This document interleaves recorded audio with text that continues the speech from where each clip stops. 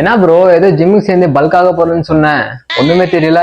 யா bro நானும் நல்லா மாடு மாதிரி சாப்பிடுறேன், ஆனா வெயிட்டே ஏற மாட்டிருக்கு. என்ன பிரச்சனை என்ன தெரியலப்பா. நல்லா சாப்பிடுறேன்னு சொல்றேன், ஆனாலும் வெயிட் ஏறலையா? நீ என்ன சாப்பிடுற சொல்லு பார்க்கலாம். அது ஒன்றும் இல்லை ப்ரோ, ஒரு கேஜி வெஜிடபிள் சாப்பிடுவேன், 2 சப்பாத்தி 3 எக் எடுக்கிறேன், ஆனாலும் பாருங்களேன் ஒரு சேஞ்சும் இல்லை. என்னவா இருக்கும்? யோ மிலிட்ரி, நீ பல்க் பண்றேன்னு சொல்லிட்டு கட் பண்ணிட்டு இருக்க. ஃபர்ஸ்ட் கேலரி சர்ப்ளஸ்னா என்னன்னு தெரிஞ்சுக்கோ. அப்படின்ற சொல்லு பார்க்கலாம்.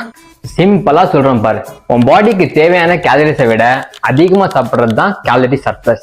இப்போ உன் பாடிக்கு தேவையான கேலரிஸ் 2000 வச்சுக்கோ, அதில் நீ இன்னும் 500 கேலரிஸ் ஆட் பண்ணி சாப்பிடணும். ஸோ நீ உன்னோட மெயின்டெனன்ஸ் கேலரிஸை விட எக்ஸ்ட்ராவை சாப்பிட்றதுனால உன்னோட பாடி வளர ஆரம்பிக்குது.